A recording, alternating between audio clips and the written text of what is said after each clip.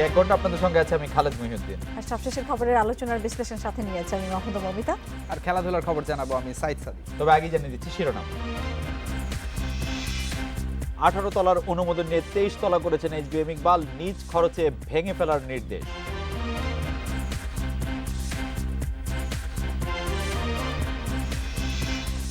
পরিবেশ এবং শ্রমিক স্বার্থ রক্ষায় সজাগ থাকার আহ্বান প্রধানমন্ত্রীর উত্তরায় বিজিএমইএ ভবন উদ্বোধন।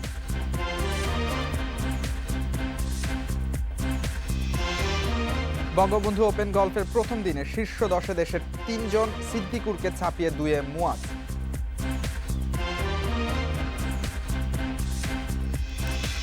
রাত 9টায় বাংলাদেশ আজ মতামত পাঠানোর বিষয়ে পাটকল শ্রমিক ধর্মঘট মতামত পাঠাতে পারেন SMS অথবা ফেসবুকে আপনাদের মতামত জানিয়ে দিচ্ছি সংবাদের পরের অংশে। অনুমতি আছে 18 তলার, অথচ নির্মাণ করা হয়েছে 23 তলা পর্যন্ত। আওয়ামী লীগের সাবেক সংসদ সদস্য এইচবিএম ইকবালের ভবনে এই অনিয়ম হয়েছে। বনানীর ইকবাল সেন্টারে নেই জরুরি সিঁড়িও, অভিযানে গিয়ে নকশা বহির্ভূত অংশ ভেঙে ফেলার নির্দেশ দেয় রাজুক। বনানীর ইকবাল সেন্টারের 23 তলার কাজও প্রায় শেষ, কিন্তু নকশায় পাওয়া গেল অনুমতি আছে 18 তলা পর্যন্ত। কেন এই অনিয়ম? সুস্পষ্ট জবাব নেই ভবন কর্তৃপক্ষের। ফুটপাত ঘেঁষে ভবন নির্মাণ সহ অভিযোগ বেশ কয়েকটি। বিল্ডিং এখন আন্ডার কনস্ট্রাকশন আছে, রাজুক যদি আমাদেরকে অনুমোদন না দেয় আমরা ওটা ভেঙে ফেলবো। আইন বহির্ভূত আসলে এই ব্যাপারে আমিও অতটা অভিজ্ঞ না, কিন্তু আমার কাছে মনে হয় না যে আইন বহির্ভূত, কারণ রাজুকের একটা দায়িত্ব ছিল আমাদেরকে জানানো যে এটা আমাদের অনুমোদন দেওয়া হয়নি। এর বাইরেও আর কোনো অনিয়ম রয়েছে কিনা তা মূল নকশার সাথে মিলিয়ে দেখবে রাজুক। তবে এখনই বর্ধিত অংশ ভেঙে ফেলার নির্দেশ দেওয়া হয়েছে। ফায়ার এক্সিট সিঁড়ি থাকার কথা ছিল, এই 2টা ফায়ার এক্সিট সিঁড়ি এই বিল্ডিংয়ে স্থাপন করা হয় নাই বা নির্মাণ করা হয়নি।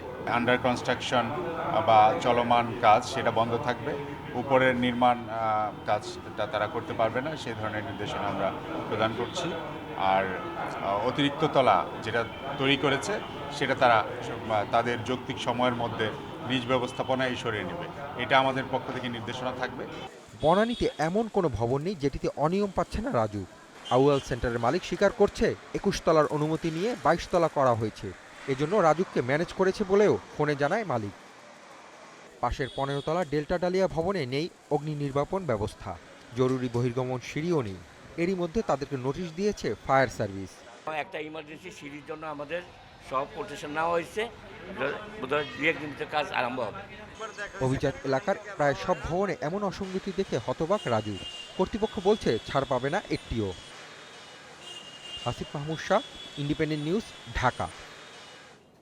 অদ্ভুত, আমার কাছে আসলে এই বিষয়টা অদ্ভুত লাগে যে অনুমোদন আছে 18 তলা, বানাচ্ছে 23 তলা। মানে এটা একটা ঐচ্ছিক বিষয় মনে হয় যে রাজুক অনুমোদন দিচ্ছে, একটি প্রতিষ্ঠান অনুমোদন দিচ্ছে, তাকে কিন্তু তোয়াক্কাই এবং কার মালিক আসলে কারা এবং কারা বাড়িয়ে নেয়া, তাদের প্রভাব আছে, শক্তি আছে, যার যেভাবে শক্তি তারা প্রয়োগ করছে। না, আপনি দেখেন একটি ইন্টারেস্টিং জিনিস যে রাজুক কিন্তু এই যে 18 তলাকে 23 তলা করেছে, এর আগ পর্যন্ত কিন্তু রাজুক এরকম বলেছে এসছে যে তাদের লোক বলের অভাব, তারা আসলে এতগুলি টিম নেই, এতগুলি বিল্ডিং ঢাকা শহরে, এতগুলি মানুষ, তারা এরকম মনিটরিং করতে পারছে না। কিন্তু আপনি দেখেছেন যে ওই দুর্ঘটনাটি ঘটার পর তারা কিন্তু পারলো 24টি টিম করতে, এবং তারা কিন্তু পারলো যে এরকম একটি এইচবিএম ইকবালের যে ভবনটি নিয়ে কথা হচ্ছে সেই ইকবাল টাওয়ারটি মনে হয় আমি চিনি, আপনি চেনেন, সাদি চিনি, আমাদের দর্শকদের মধ্যে অনেকে যারা ঢাকা শহরে থাকেন তারা নিশ্চয়ই ইকবাল টাওয়ারটিকে খুব ভালো করে দেখেন।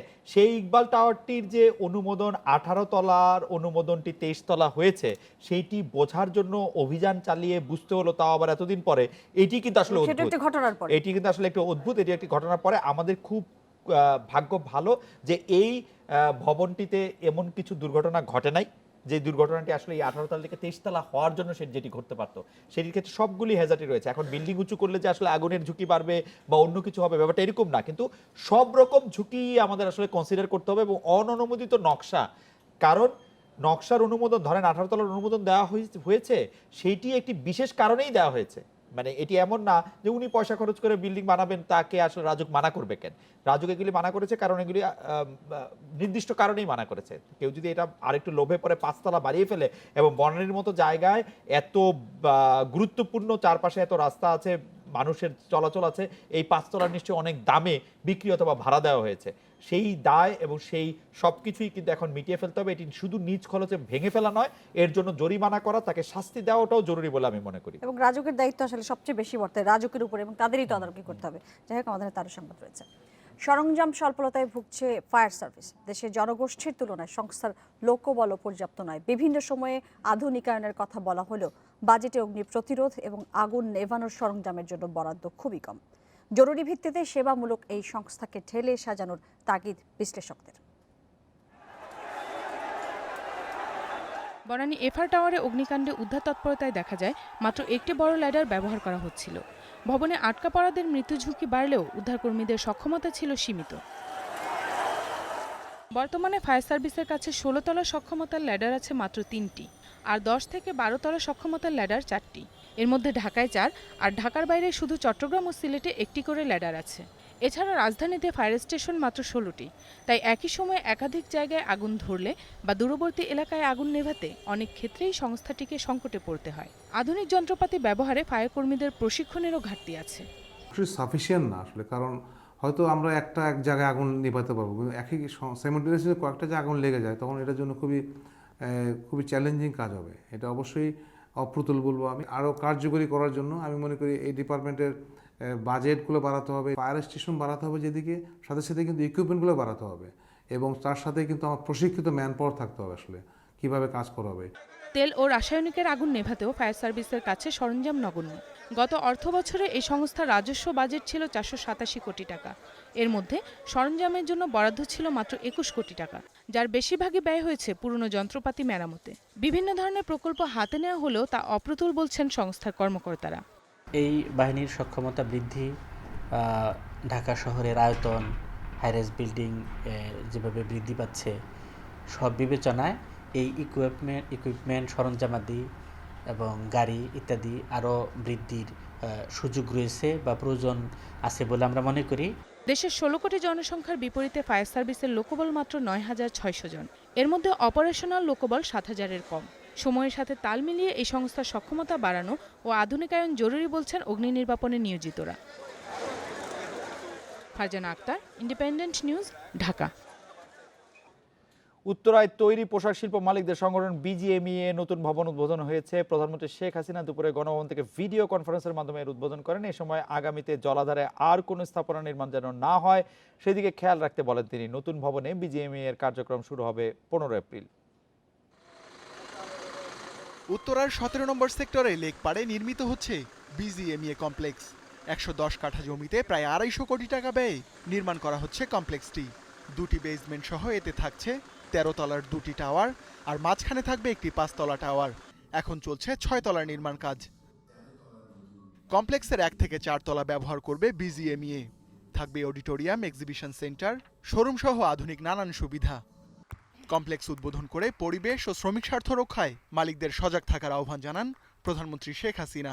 বলেন, রপ্তানি ও বিনিয়োগ বাড়াতে অর্থনৈতিক কূটনীতি অনুসরণ করছে সরকার। রাষ্ট্রদূত যারা বিভিন্ন দেশে, তাদের নিয়ে একটা দীর্ঘ আলোচনা করি এবং কিছু দিক নির্দেশনা দিই।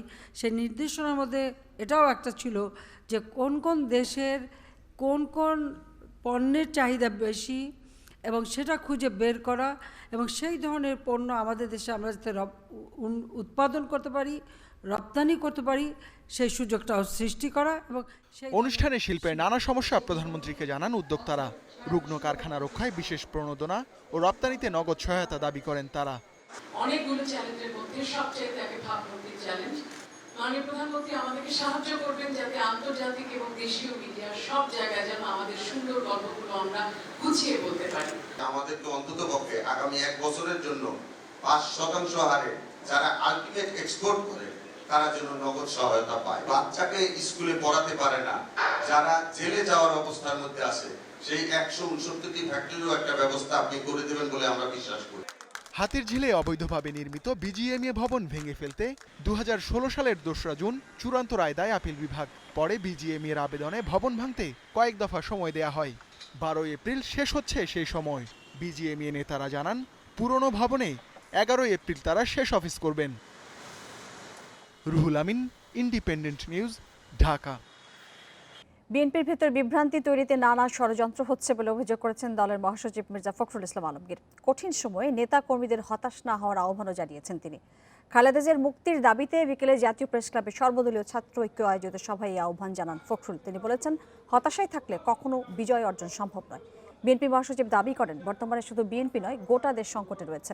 সরকার খালেদা জিয়াকে উন্নত চিকিৎসা থেকে বঞ্চিত করছে বলে অভিযোগ করেছেন তিনি। দল প্রধানের মুক্তি এবং গণতন্ত্র রক্ষায় ঐক্যবদ্ধ আন্দোলনের আহ্বান জানান মির্জা ফখরুল। অনেকে আছেন যারা সবসময় হতাশায় ভোগেন। হতাশায় ভুগলে কখনো বিজয় অর্জন করা সম্ভব না। বারবার বিএনপি আঘাত এসেছে, ভেঙে ফেলতে চেয়েছে, নিশ্চিহ্ন করতে চেয়েছে, কিন্তু বিএনপি ঠিকই উঠে দাঁড়িয়েছে সমস্ত বাধা বিপত্তি অতিক্রম করে। ডাকসু ভিপি নুরুল হক নূরের উপর এসএম হলে হামলার ঘটনা তদন্তে কমিটি করেছে ঢাকা বিশ্ববিদ্যালয় প্রশাসন। দায়ীদের বিরুদ্ধে দ্রুত ব্যবস্থা নেওয়ার আশ্বাস দিয়েছেন উপাচার্য অধ্যাপক মোহাম্মদ আখতারুজ্জামান। এদিকে সোমবারের মধ্যে ব্যবস্থা না নিলে ফের আন্দোলনে নামার হুঁশিয়ারি দিয়েছেন নূর। এসএম হলের ছাত্রলীগ কর্মীদের বিরুদ্ধে আবাসিক শিক্ষার্থী ফরিদ হাসানকে মারধর করে গত সোমবার হল থেকে বের করে দেওয়ার অভিযোগ ওঠে। এর প্রতিবাদ জানাতে ডাকসু ভিপি নূর কয়েকজন শিক্ষার্থীকে নিয়ে মঙ্গলবার এসএম হলে গেলে তার উপর হামলা হয়। এর প্রতিবাদে মঙ্গলবার সন্ধ্যায় উপাচার্যের বাসভবনের সামনে অবস্থান নেন নূর ও তার সমর্থকেরা।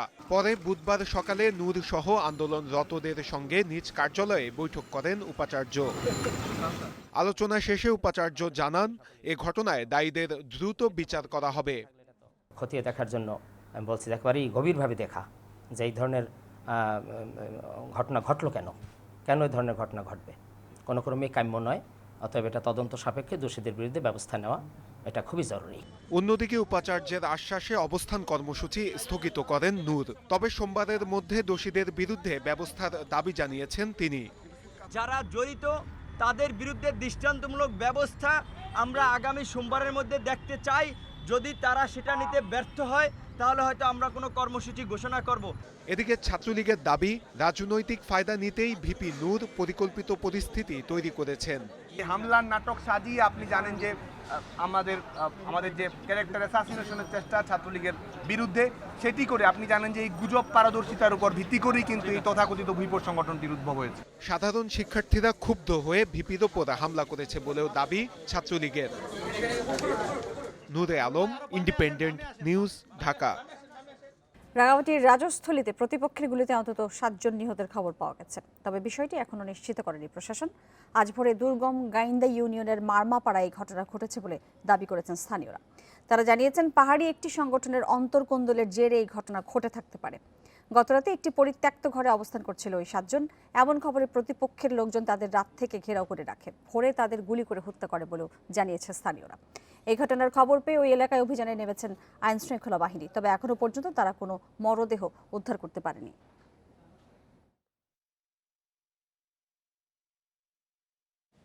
এদিকে বান্দরবানের নাইক্ষ্যংছড়িতে র্যাবের সঙ্গে বন্দুকযুদ্ধে জ্ঞান শঙ্কর চাকমা নামে একজন নিহত হয়েছেন। নাইক্ষ্যংছড়ি সীমান্তের দুর্গম এলাকায় ভোরে এই ঘটনা ঘটে। র্যাব 7-এর অধিনায়ক মিফতাউল ইসলাম জানান, 18 মার্চ বাঘাইছড়িতে 7 জন নিহতের পর সন্ত্রাসীদের ধরতে অভিযান শুরু করে নিরাপত্তা বাহিনী। সন্ত্রাসীরা সীমান্তবর্তী গহীন জঙ্গলে আত্মগোপন করেছে এমন খবরে নাইক্ষ্যংছড়িতে অভিযান চালায় যৌথ বাহিনী। এসব সন্ত্রাসীদের সঙ্গে র্যাবের গোলাগুলি হয়। পরে ঘটনাস্থলে তল্লাশি চালিয়ে একটি মরদেহ পাওয়া যায়। আর পকেটে থাকা জাতীয় পরিচয়পত্রের মাধ্যমে জানা যায় নিহতের নাম জ্ঞান শঙ্কর চাকমা।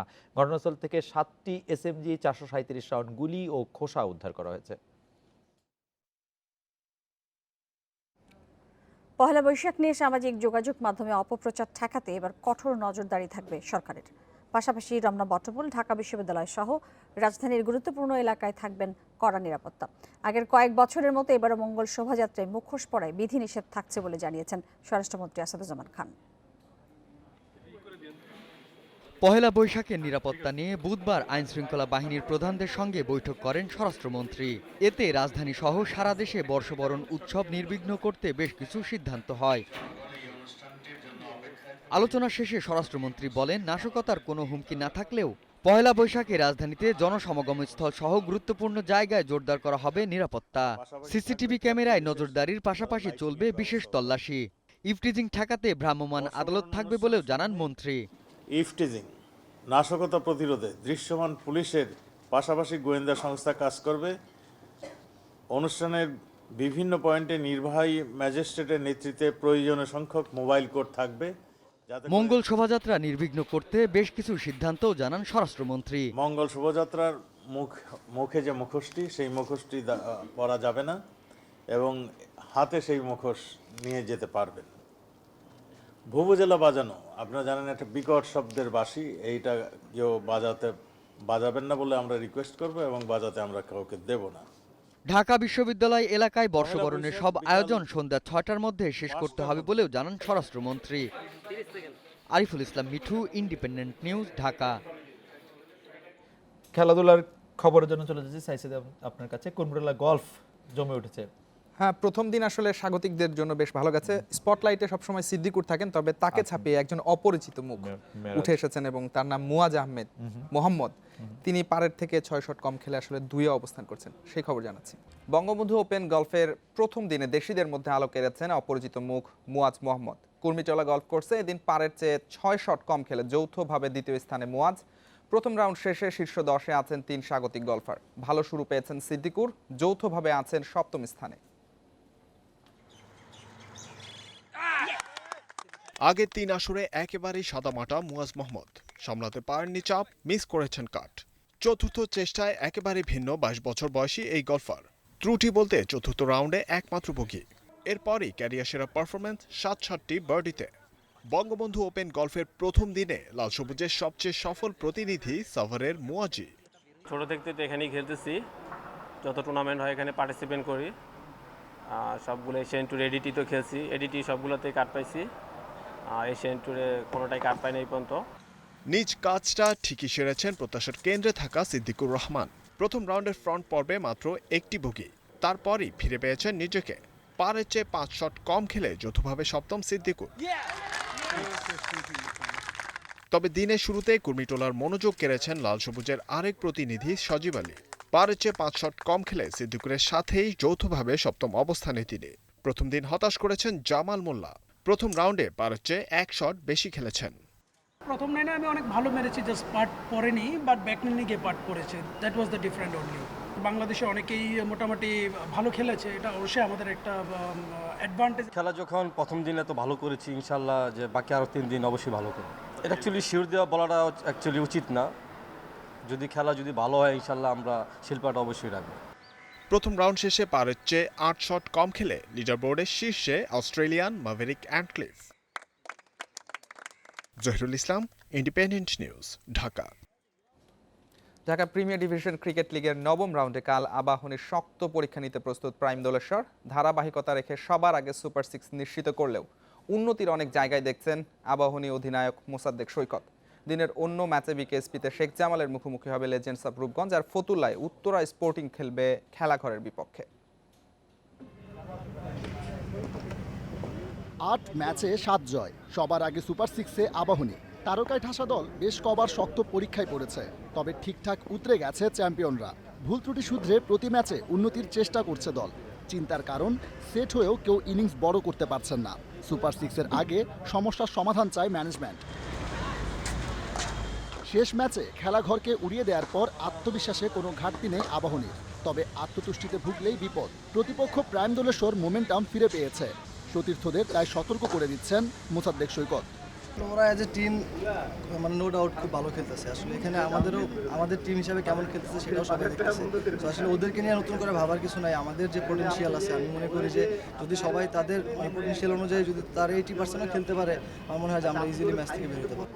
শেষ ম্যাচে স্নায়ু পরীক্ষায় জয়ী প্রাইম দোলেশ্বর। সুপার 6-এ জায়গা পেতে জয় দরকার।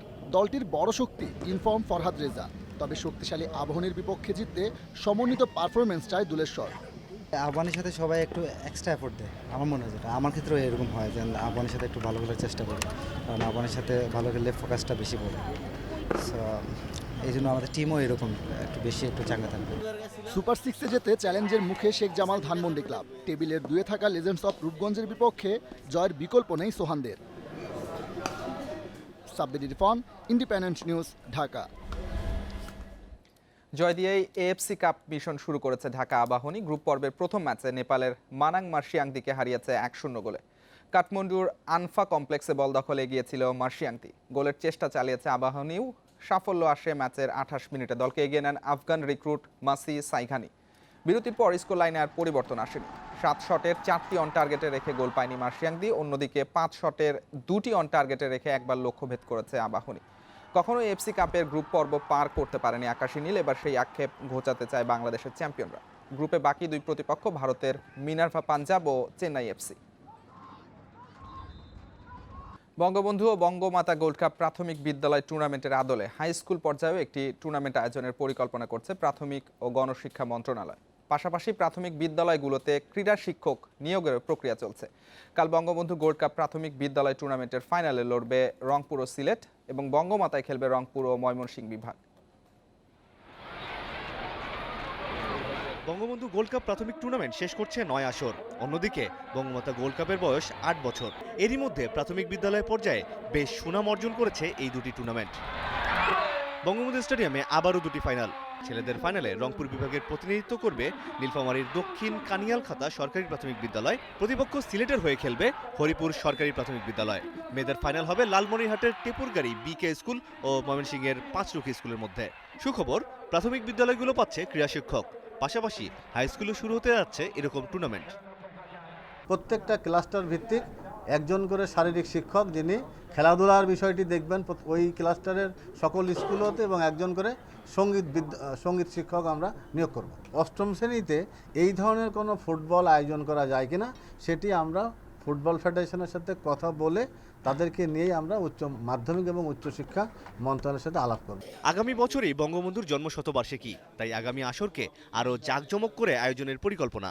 আমরা চিন্তা ভাবনা করতেছি এটা সারা বছর কিভাবে এটার একটা কিছু করা যায়। আমরা হয়তো বিশ্ববরেণ্য কোনো ক্রীড়া ব্যক্তিত্বকে নিয়ে এসে এদের সাথে একটু খেলাধুলা করা এরকম চিন্তা ভাবনা করতেছি, মন্ত্রণালয়ে বসতেছি আমরা। টুর্নামেন্টের বিজয়ী দলের প্রত্যেকেই 15,000 টাকা করে প্রাইজ মানি পাবেন, রানার আপ 10,000 এবং তৃতীয় স্থান পাবেন 7,500 টাকা করে। আমিরুল লতিফ, ইন্ডিপেন্ডেন্ট নিউজ, ঢাকা। মজুরি কমিশন বাস্তবায়ন, বকেয়া পরিশোধ সহ 9 দফা দাবিতে দ্বিতীয় দিন ধর্মঘট পালন করেছেন রাষ্ট্রায়ত্ত পাটকল শ্রমিকেরা। সকাল 8টা থেকে বেলা 12টা পর্যন্ত তারা সড়ক পথ, রেলপথ অবরোধ কর্মসূচিও পালন করেন। দাবি পূরণ না হওয়া পর্যন্ত আন্দোলন চালিয়ে যাওয়ার হুঁশিয়ারি দিয়েছেন শ্রমিকেরা। 9 দফা দাবিতে সরকারি পাটকল শ্রমিকদের 72 ঘন্টার টানা ধর্মঘট অব্যাহত রয়েছে। মজুরি কমিশন বাস্তবায়ন, পাট খাতে প্রয়োজনীয় অর্থ বরাদ্দ, শ্রমিকদের স্থায়ীকরণ সহ বিভিন্ন দাবিতে দ্বিতীয় দিনেও সোচ্চার ছিল তারা। বুধবার সকাল থেকেই খুলনা নতুন রাস্তার মোড়ে পাটকল শ্রমিকরা অবস্থান কর্মসূচি পালন শুরু করেন।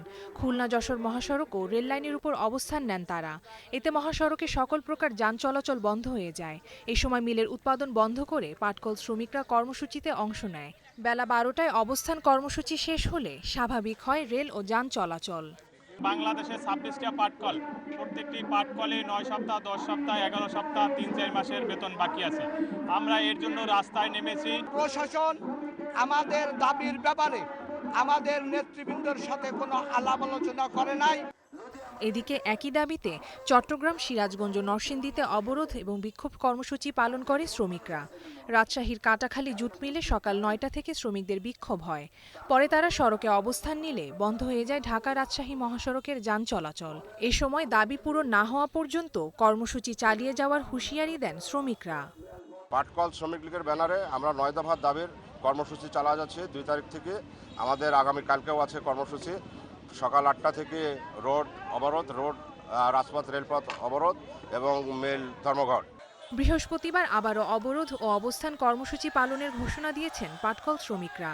আগামী 7 এপ্রিল ঢাকায় শ্রমিকদের সভা হওয়ার কথা রয়েছে। সেখান থেকেই পরবর্তী কর্মসূচি ঘোষণা হবে বলে জানান শ্রমিক নেতারা। কপ্তিয়া Mumtahana, Independent News desk. Khaleda Musadi, এই বিষয়ে আমরা দর্শকদের কাছে মতামত চেয়েছিলাম। হাসান তিনি বলছেন শ্রমিকের যৌক্তিক দাবি মেনে নেওয়া উচিত। সোহান বলছেন দ্রুত কমিশন গঠন করে দাবির যৌক্তিকতা যাচাই করা হোক। মহসিন বলছেন শ্রমিক অসন্তোষের কারণ ভালোভাবে খতিয়ে দেখা হোক। লিমা বলছেন শ্রমিকের প্রাপ্য মজুরি না দেয়া কখনই কাম্য নয়। সোহেল বলছেন দেশের পাট শিল্প বাঁচাতে শ্রমিকদের বেতন ভাতা নিশ্চিত করতে হবে। কাউসার বলছেন আমাদের দেশে প্রাপ্য অধিকার আদায়ও আন্দোলন করতে হয়। আর রিফাত বলছেন দ্রুত মজুরি কমিশন গঠন করা হোক। শ্রমিকের দাবি মেনে নেওয়ার আহ্বান জানিয়েছেন সুমাইয়া। প্রিন্স বলছেন আশা করি তীব্র অসন্তোষ তৈরির আগে সরকার প্রয়োজনীয় পদক্ষেপ নেবে। অনন্যা বলছেন বকেয়া বেতন ভাতা পরিশোধের অনুরোধ জানাচ্ছি। যারা মতামত পাঠিয়েছেন তাদেরকে ধন্যবাদ জানাচ্ছি। যাচ্ছি পরের খবরে। বঙ্গবন্ধুর জীবনী ভিত্তিক সিনেমার কাজ শেষ হবে 2021 সালের 17 মার্চের আগেই। সচিবালয়ে তথ্যমন্ত্রী হাসান মাহমুদের সঙ্গে আলোচনার পর সাংবাদিকদের একথা জানিয়েছেন ভারতীয় পরিচালক শ্যাম বেনেগাল। সিনেমার শুটিং শুরু করতে ঢাকায় ব্যস্ত সময় কাটাচ্ছেন তিনি।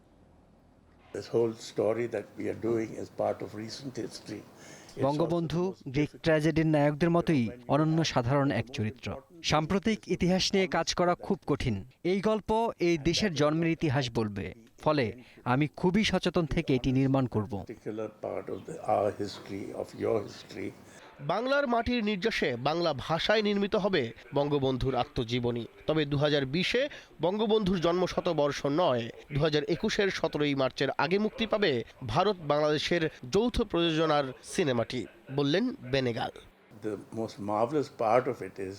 দারুণ বিষয় হলো ঢাকায় প্রচুর মানুষ এই প্রকল্পের সাথে কাজ করতে চান। তারা চান এ ছবিটি সফল হোক।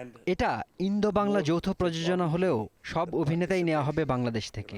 চলচ্চিত্রের প্রয়োজনে দক্ষিণ এশিয়ার যেখানে যেতে হয় আমরা যাব।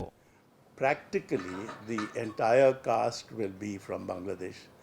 এই চলচ্চিত্রের জন্য 2017 সালের 27 আগস্ট নয়াদিল্লিতে বাংলাদেশ ও ভারতের প্রধানমন্ত্রীর উপস্থিতিতে চুক্তি হয়। সেই চুক্তির আওতায় নির্মিত হচ্ছে এই চলচ্চিত্র। বঙ্গবন্ধুর চরিত্রটির জন্য কাউকে এখনো নির্বাচন করতে পারিনি, তবে তার চরিত্রটি যেমন গুরুত্বপূর্ণ, পার্শ্ব চরিত্রগুলো কম গুরুত্বপূর্ণ নয়। আমার নির্মাণে আমি কোনো চরিত্রকেই কম গুরুত্বপূর্ণ মনে করি না। এই ছিল রাত 9টায় বাংলাদেশের আয়োজনে।